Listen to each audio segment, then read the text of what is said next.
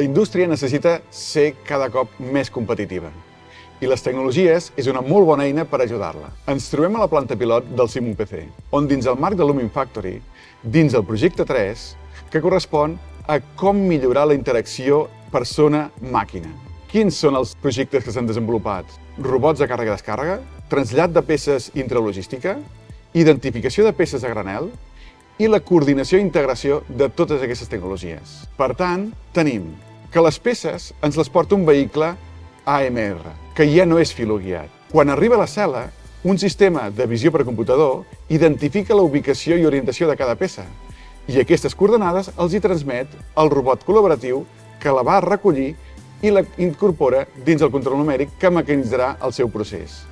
Quin és l'objectiu? Minimitzar els temps d'aquesta càrrega i descàrrega. Un dels temes claus també introduït és l'interacció persona-màquina, ja que les tecnologies actuals ens permeten identificar on és la persona a l'entorn i programar que el robot s'adapti a la trajectòria en funció de la seva ubicació. D'aquesta manera, si detectem la presència d'aquestes persones, el robot recalcularà la trajectòria per evitar la col·lisió amb aquesta. Així, les cel·les poden treballar de forma oberta i no tancades com la robòtica clàssica.